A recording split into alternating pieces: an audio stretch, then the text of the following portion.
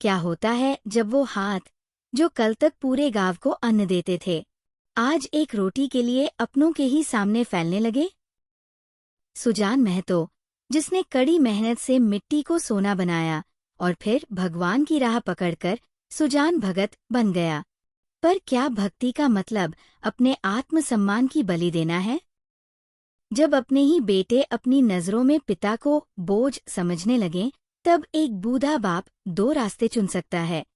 या तो बेबसी के आंसू रोए, या फिर अपनी मेहनत से दुनिया को एक बार फिर अपनी ताकत का एहसास कराए।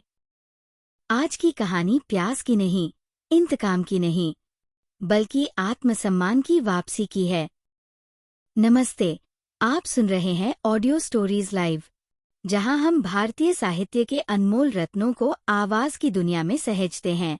अगर आप भी साहित्य और पुराणों की इन कहानियों के जरिए अपनी जड़ों से जुड़ना चाहते हैं, तो अभी सब्सक्राइब करें। चलिए, चलते हैं प्रेमचंद की उस कहानी की ओर जो हर दिल को झकझोर देगी। सुजान भगत। सीधे सादे किसान धन हाथ आते ही धर्म और कीर्ति की ओर झुकते हैं। धनिक समाज की भांति वे पहले अपने भोग विलास की ओर नहीं दौड़ते। सुजान की खेती में कई साल से कंचन बरस रहा था। मेहनत तो गांव के सभी किसान करते थे, पर सुजान के चंद्रमा बली थे। ऊसर में भी दाना छींट आता तो कुछन कुछ पैदा हो ही जाता था। 3 वर्ष लगातार ऊख लगती गई। उधर गुड़ का भाव तेज था। कोई 2-2.5 हाथ में आ गए। बस चित्त की वृत्ति धर्म की ओर झुक पड़ी। साधु संतों का आदर सत्कार होने लगा। द्वार पर धूनी जलने लगी। कानूनगो इलाके में आते तो सुजान महतो के चौपाल में ठहरते। हल्के के हेड कांस्टेबल, थानेदार, शिक्षा विभाग के अफसर एक न एक उस चौपाल में पड़ा ही रहता। महतो मारे खुशी के फूले न समाते। धन्य भाग, उनके द्वार पर अब इतने बड़े बड़े हाकिम आकर ठहरते हैं। जिन हाकिमों के सामने उसका मुंह न खुलता था, उन्हीं की अब महतो मतो करते ज़बान सूखती थी। कभी कभी भजन भाव हो जाता। एक महात्मा ने डौल अच्छा देखा तो गांव में आसन जमा दिया। गांजे और चरस की बहार उड़ने लगी। एक ढोलक आई, मंजीरे मंगवाए गए, सत्संग होने लगा। ये सब सुजान के दम का जुलूस था। घर में सेरों दूध होता, मगर सुजान के कंठ तले एक बूंद जाने की भी कसम थी। कभी हाकिम लोग चखते, कभी महात्मा लोग। किसान को दूध घी से क्या मतलब, उसे तो रोटी और साग चाहिए। सुजान की नम्रता का अब पारावार न था। सबके सामने सिर झुकाए रहता। कई लोग ये न कहने लगे कि धन पाकर उसे घमंड हो गया है। गांव में कुल 3 कुएं थे। बहुत से खेतों में पानी न पहुंचता था। खेती मारी जाती थी। सुजान ने एक पक्का कुआं और बनवा दिया। कुएं का विवाह हुआ, यज्ञ हुआ, ब्रह्म भोज हुआ। जिस दिन कुएं पर पहली बार पूर चला, सुजान को मानो चारों पदार्थ मिल गए। जो काम गांव में किसी ने न किया था, वह बाप दादा के पुण्य प्रताप से सुजान ने कर दिखाया। एक दिन गांव में गया के यात्री आकर ठहरे। सुजान ही के द्वार पर उनका भोजन बना। सुजान के मन में भी गया यात्रा करने की बहुत दिनों से इच्छा थी।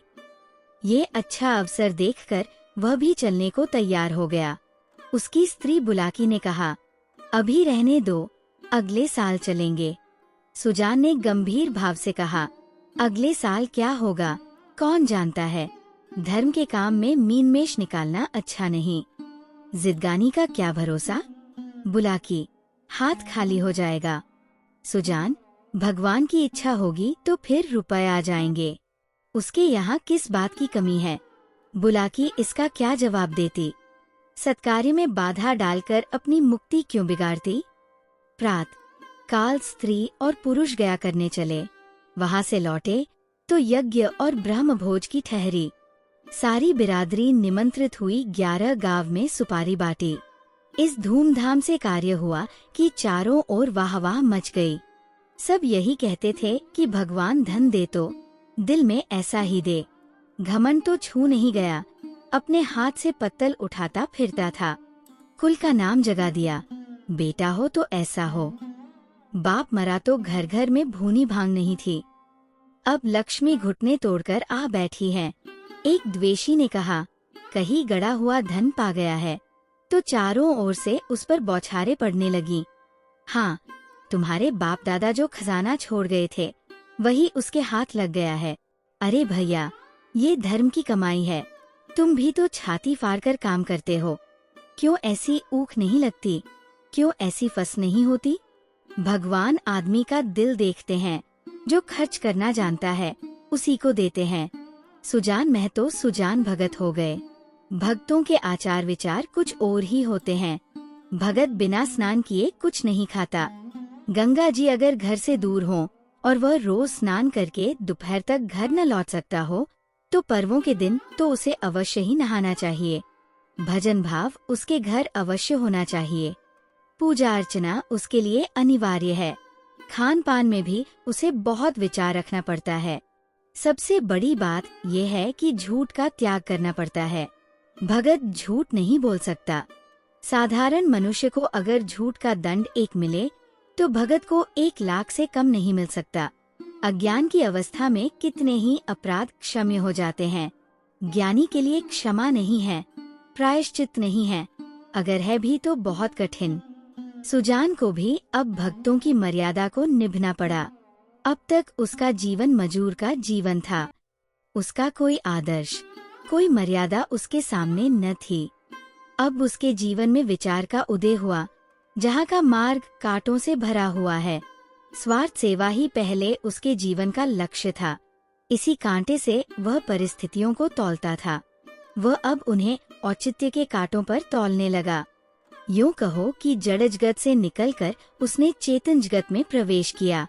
उसने कुछ लेन देन करना शुरू किया था, पर अब उसे ब्याज लेते हुए आत्मग्लानि सी होती थी। यहाँ तक कि गौओं को दुहाते समय उसे बछड़ों का ध्यान बना रहता था। कहीं बछड़ा भूखा न रह जाए, नहीं तो उसका रोया दुखी होगा। वह गांव का मुखिया था। कितने ही मुकदमों में उसने झूठी शहादतें बनवाई थी। कितनों से डाढ़ लेकर मामले को रफादफा करा दिया था। अब इन व्यापारों से उसे घृणा होती थी। झूठ और प्रपंच से कोसों दूर भागता था। पहले उसकी ये चेष्टा होती थी कि मजूरों से जितना काम लिया जा सके लो और मजूरी जितनी कम दी जा सके दो, पर अब उसे मजूरों के काम की कम, मजूरी की अधिक चिंता रहती थी। कहीं बेचारे मजूर का रोया न दुखी हो जाए, यह उसका सखुनत की आशा हो गया। किसी का रोया न दुखी हो जाए। उसके दोनों जवान बेटे बात बात में उस पर फप्तियां कसते, यहाँ तक कि बुलाकी भी अब उसे कोरा भगत समझने लगी, जिसे घर के भले बुरे से कोई प्रयोजन न था। चेतन जगत में आकर सुजान भगत कोरे भगत रह गए। सुजान के हाथों से धीरे धीरे अधिकार छीने जाने लगे। किस खेत में क्या बोना है, किसको क्या देना है, किससे क्या लेना है, किस भाव क्या चीज बिकी, ऐसी महत्वपूर्ण बातों में भी भगत जी की सलाह न ली जाती। भगत के पास कोई जाने ही न पाता। दोनों लड़के या स्वयं बुलाकी दूर ही से मामला कर लिया करती। गांव भर में सुजान का मान सम्मान बढ़ता था, अपने घर में घटता था। लड़के उसका सत्कार अब बहुत करते। उसे हाथ से चारपाई उठाते देख लपक कर खुद उठा लेते। उसे चिलम न भरने देते, यहाँ तक कि उसकी धोती छांटने के लिए भी आग्रह करते थे। मगर अधिकार उसके हाथ में न था। वह अब घर का स्वामी नहीं, मंदिर का देवता था। एक दिन बुलाकी ओखली में दाल छांट रही थी कि एक भिखमंगा द्वार पर आकर चिल्लाने लगा। बुलाकी ने सोचा, दाल छांट लूं तो उसे कुछ दे दूं। इतने में बड़ा लड़का भोला आकर बोला, अम्मा, एक महात्मा द्वार पर खड़े गला फाड़ रहे हैं, कुछ दे दो, नहीं तो उनका रोया दुखी हो जाएगा। बुलाकी ने उपेक्षा भाव से कहा, भगत के पाव में क्या मेहंदी लगी है, क्यों कुछ ले जाकर नहीं दे देते? क्या मेरे 4 हाथ हैं? किस किस का रोया सुखी करूं? दिन भर तो तांता लगा रहता है। भोला, चौपट करने लगे हैं, और क्या, अभी महंगू बैंगन देने आया था। हिसाब से 7 मन हुए, तौला तो 6.25 मन ही निकले। मैंने कहा 10 सेर और ला, तो आप बैठे बैठे कहते हैं अब इतनी दूर कहा जाएगा। भरपाई लिख दो, नहीं तो उसका रोया दुखी होगा। मैंने भरपाई नहीं लिखी, 10 सेर बाकी लिख दी। बुलाकी, बहुत अच्छा किया तुमने, बकने दिया करो। 10-5 दफे मुंह की खाएंगे तो आप ही बोलना छोड़ देंगे। भोला, दिन भर एक खुचर निकालते रहते हैं। 100 दफे कह दिया कि तुम घर गृहस्थी के मामले में न बोला करो, पर इनसे बिन बोले रहा ही नहीं जाता। बुलाकी, मैं जानती कि इनका ये हाल होगा तो गुरु मंत्र न लेने देती। भोला, भगत क्या हुए कि दीन दुनिया दोनों से गए, सारा दिन पूजा पाठ में ही उड़ जाता है। अभी ऐसे बूले नहीं हो गए कि कोई काम ही न कर सकें। बुलाकी ने आपत्ति की। भोला, ये तुम्हारा कुन्याव है। फावड़ा, कुदाल अब उनसे नहीं हो सकता, लेकिन कुछ न कुछ तो करते ही रहते हैं। बैलों को सानी पानी देते हैं, गाय दुहाते हैं, और भी जो कुछ हो सकता है करते हैं। भिक्षुक अभी तक खड़ा चिल्ला रहा था। सुजान ने जब घर में से किसी को कुछ लाते न देखा तो उठकर अंदर गया और कठोर स्वर से बोला, तुम लोगों को कुछ सुनाई नहीं देता कि द्वार पर कौन घंटे भर से खड़ा भीख मांग रहा है। अपना काम तो दिन भर करना ही है, एक क्षण भगवान का काम भी तो कर दिया करो। बुलाकी, तुम तो भगवान का काम करने को बैठे ही हो, क्या घर भर भगवान ही का काम करेगा? सुजान, कहाँ आटा रखा है, लाओ, मैं ही निकाल कर दे आऊं। तुम रानी बनकर बैठो। बुलाकी, आटा मैंने भरकर पीसा है, अनाज दे दो। ऐसे मुर्चिरों के लिए पहर रात से उठकर चक्की नहीं चलाती हूँ। सुजान भंडार घर में गए और एक छोटी सी छाबड़ी को जौ से भरे हुए निकाले। जौ सेर भर से कम न था। सुजान ने जानबूझकर केवल बुलाकी और भोला को चिढ़ाने के लिए भिक्षा परंपरा का उल्लंघन किया था। तिस पर भी ये दिखाने के लिए कि छाबड़ी में बहुत ज्यादा जो नहीं है, वह उसे चुटकी से पकड़े हुए थे। चुटकी इतना बोझ न संभाल सकती थी। हाथ कांप रहा था। एक क्षण विलंब होने से छाबड़ी के हाथ से छूटकर गिर पड़ने की संभावना थी, इसलिए वो जल्दी से बाहर निकल जाना चाहते थे। सहसा भोला ने छाबड़ी उनके हाथ से छीन ली और त्योरिया बदल कर बोला, सेंध का माल नहीं है जो लुटाने चले हो।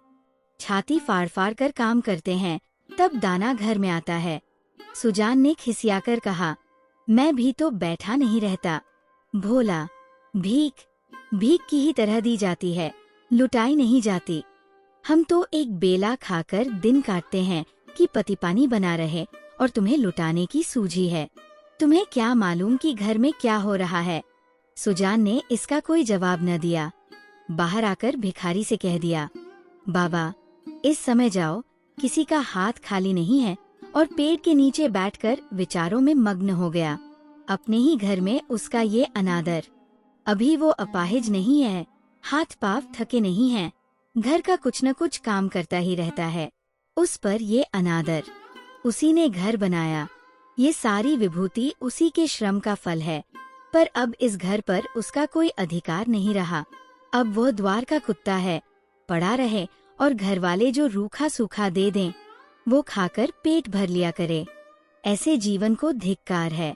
सुजान ऐसे घर में नहीं रह सकता। संध्या हो गई थी। भोला का छोटा भाई शंकर नारियल भर कर लाया। सुजान ने नारियल दीवार से टिकाकर रख दिया।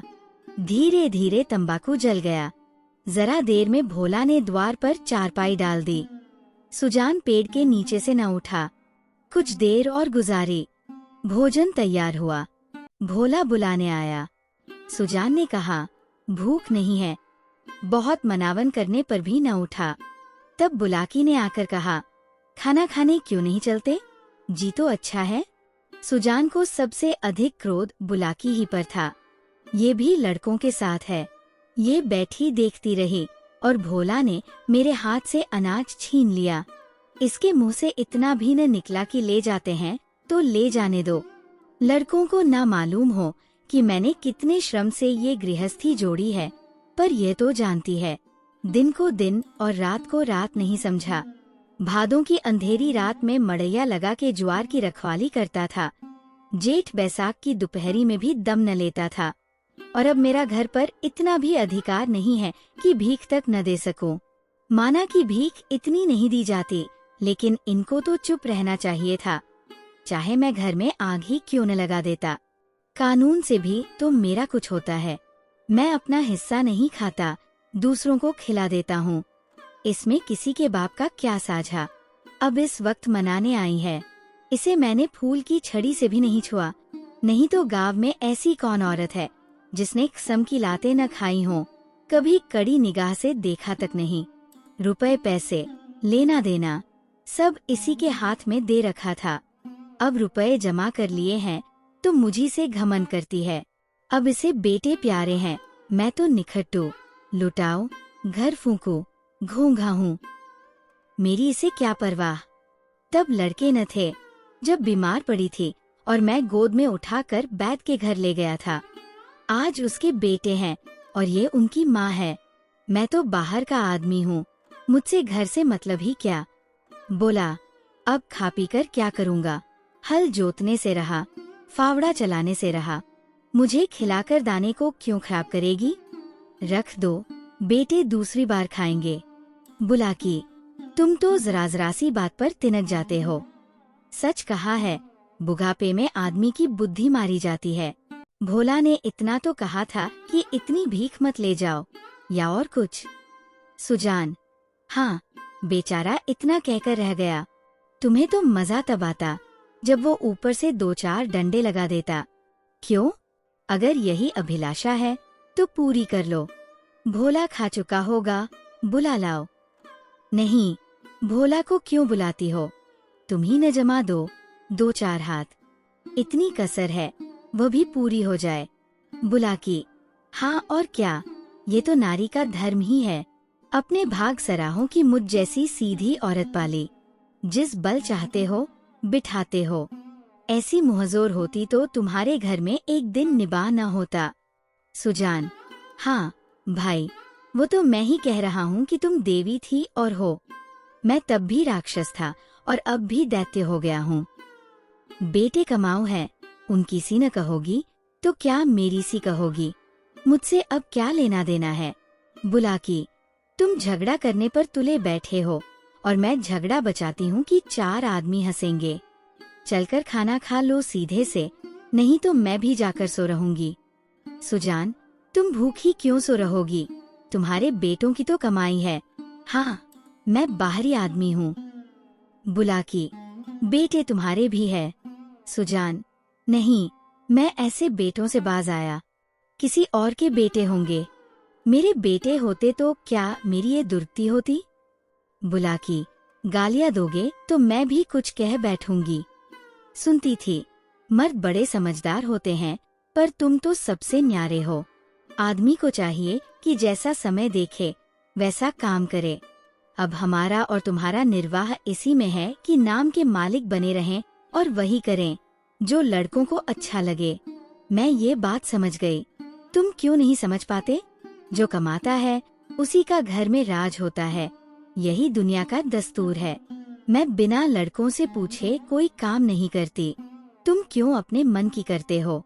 इतने दिनों तो राज कर लिया, अब क्यों इस माया में पड़े हो? चलो खाना खा लो। सुजान, तो अब मैं द्वार का कुत्ता हूँ? बुला की, बात जो थी वो मैंने कह दी, अब अपने को जो चाहो समझो। सुजान न उठे। बुला की हार कर चली गई। सुजान के सामने अब एक नई समस्या खड़ी हो गई थी। वह बहुत दिनों से घर का स्वामी था और अब भी ऐसा ही समझता था। परिस्थिति में कितना उलटफेर हो गया था, इसकी उसे खबर न थी। लड़के उसकी सेवा सम्मान करते हैं, ये बात उसे भ्रम में डाले हुए थी। लड़के उसके सामने चिलम नहीं पीते, खाट पर नहीं बैठते। क्या ये सब उसके गृह स्वामी होने का प्रमाण न था? पर आज उसे ये ज्ञात हुआ कि ये केवल श्रद्धा थी, उसके स्वामित्व का प्रमाण नहीं। क्या इस श्रद्धा के बदले वो अपना अधिकार छोड़ सकता था? कदापि नहीं। अब तक जिस घर में राज किया, उसी घर में पराधीन बनकर वो नहीं रह सकता। उसको श्रद्धा की चाह नहीं, सेवा की भूख नहीं, उसे अधिकार चाहिए। वह इस घर पर दूसरों का अधिकार नहीं देख सकता। मंदिर का पुजारी बनकर वो नहीं रह सकता। न जाने कितनी रात बाकी थी। सुजान ने उठकर गड़ासे से बैलों का चारा काटना शुरू किया।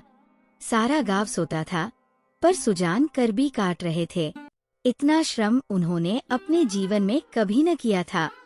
जब से उन्होंने काम करना छोड़ा था, बराबर चारे के लिए हाय हाय पड़ी रहती थी।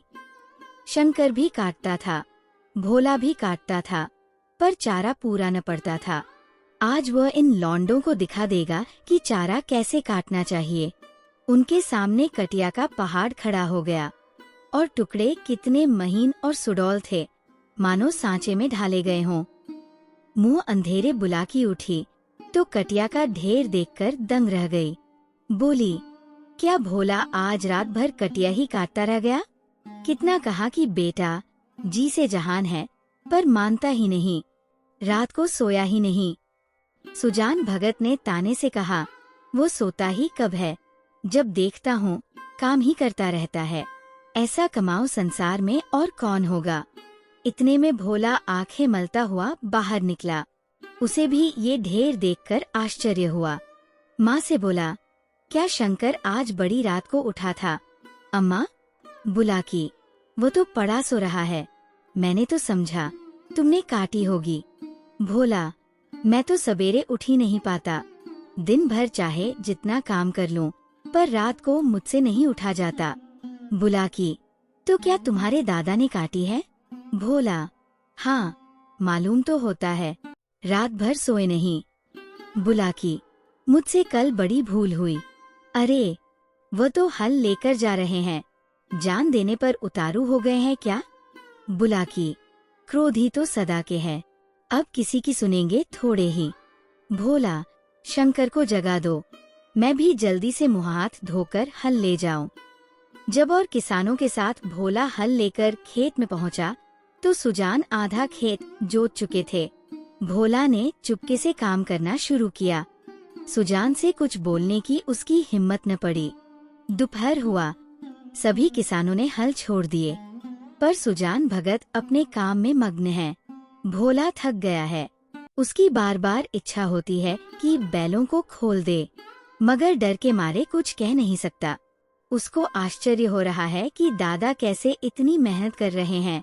आखिर डरते डरते बोला, दादा, अब तो दोपहर हो गई, हल खोल देना। सुजान, हाँ, खोल दो। तुम बैलों को लेकर चलो, मैं डाढ़ फेंक कर आता हूँ। भोला, मैं संजा को फेंक दूंगा। सुजान, तुम क्या फेंक दोगे? देखते नहीं हो, खेत कटोरे की तरह गहरा हो गया है, तभी तो बीच में पानी जम जाता है। इस गोइंद के खेत में 20 मन का बीघा होता था। तुम लोगों ने इसका सत्यानाश कर दिया। बैल खोल दिए गए। भोला बैलों को लेकर घर चला, पर सुजान डाढ़ फेंकते रहे। आध घंटे के बाद डाढ़ फेंककर वो घर आए, मगर थकान का नाम न था। नहा खाकर आराम करने के बदले उन्होंने बैलों को सहलाना शुरू किया। उनकी पीठ पर हाथ फेरा, उनके पैर मले, पूंछ सहलाई। बैलों की पूंछ खड़ी थी। सुजान की गोद में सिर रखे उन्हें अकथनीय सुख मिल रहा था। बहुत दिनों के बाद आज उन्हें ये आनंद प्राप्त हुआ था। उनकी आंखों में कृतज्ञता भरी हुई थी, मानो वे कह रहे थे, हम तुम्हारे साथ रात दिन काम करने को तैयार है। अन्य कृषकों की भांति भोला अभी कमर सीधी कर रहा था कि सुजान ने फिर हल उठाया और खेत की ओर चले।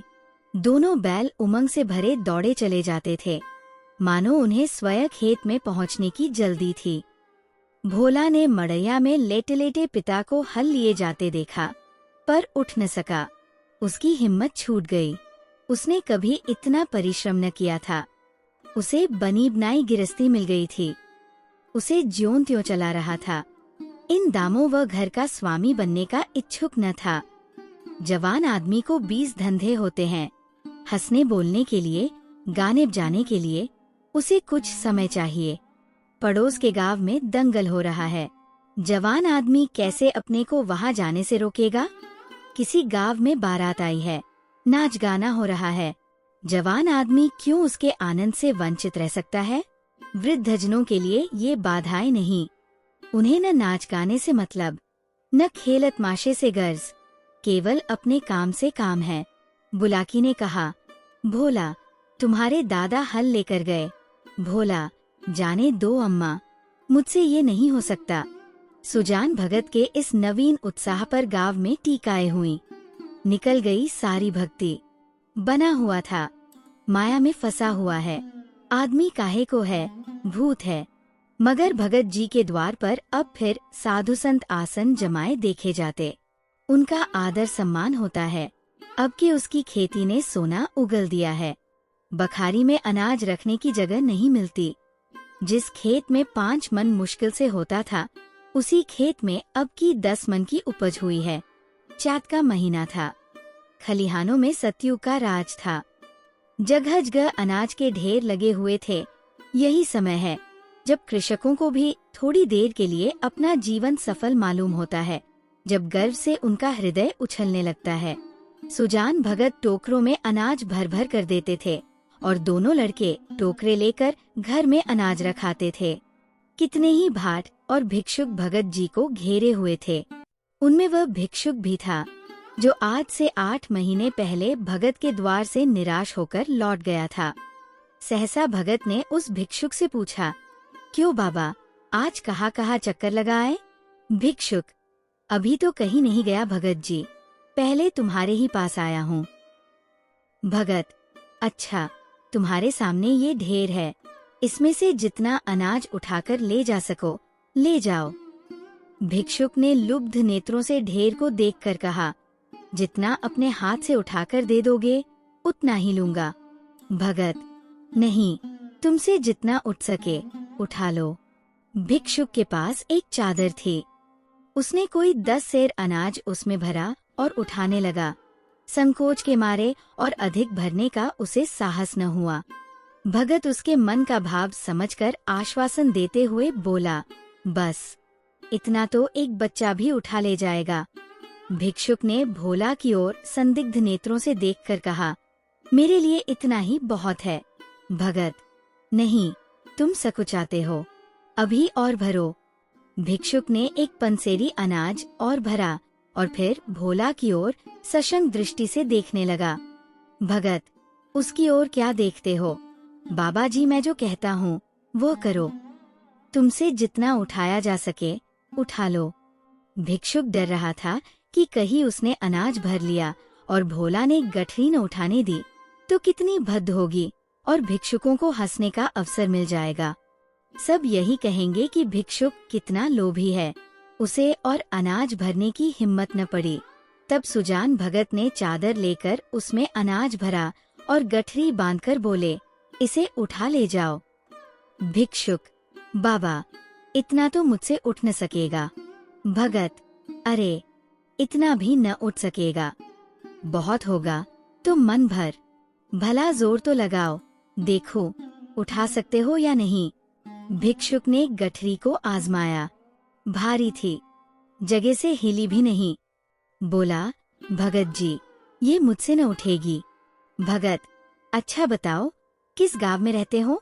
भिक्षुक, बड़ी दूर है भगत जी, अमोल का नाम तो सुना होगा। भगत, अच्छा, आगे आगे चलो, मैं पहुंचा दूंगा। यह कहकर भगत ने जोर लगाकर गठरी उठाई और सिर पर रखकर भिक्षुक के पीछे हो लिए।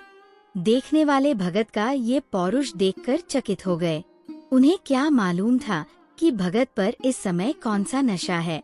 8 महीने के निरंतर अविरल परिश्रम का आज उन्हें फल मिला था। आज उन्होंने अपना खोया हुआ अधिकार फिर पाया था। वही तलवार जो केले को भी नहीं काट सकती, सान पर चढ़कर लोहे को काट देती है। मानव जीवन में लाग बड़े महत्व की वस्तु है। जिसमें लाग है वह बूढ़ा भी हो तो जवान है, जिनमें लाग नहीं, गैरत नहीं, वो जवान भी हो तो मृतक है। सुजान भगत में लाग थी और उसी ने उन्हें अमानुषीय बल प्रदान कर दिया था। चलते समय उन्होंने भोला की ओर सगर्व नेत्रों से देखा और बोले, ये भाट और भिक्षुक खड़े हैं, कोई खाली हाथ न लौटने पावे। भोला सिर झुकाए खड़ा था, उसे कुछ बोलने का हौसला न हुआ। वृद्ध पिता ने उसे परास्त कर दिया था। सुजान भगत ने उस दिन सिर्फ अनाज का ढेर नहीं लगाया था, बल्कि उन सभी लोगों का मुंह बंद कर दिया था जो सोचते हैं कि उम्र और भक्ति इंसान को कमजोर बना देती है। प्रेमचंद जी की ये कहानी हमें सिखाती है कि स्वाभिमान कोई भीख नहीं है जो कोई आपको दे सके, ये वो ताकत है जिसे आपको खुद अपनी मेहनत से हासिल करना पड़ता है। क्या आपको भी लगता है कि सुजान भगत ने जो किया वो सही था? क्या स्वाभिमान के लिए अपने ही बेटों को चुनौती देना जरूरी था? कमेंट्स में अपनी राय जरूर साझा करें। अगर इस कहानी ने आपके स्वाभिमान को जगाया है तो इसे लाइक करें और अपनों के साथ शेयर करें। सुनते रहिए ऑडियो स्टोरीज लाइव, जहां हर कहानी एक सबक है। धन्यवाद।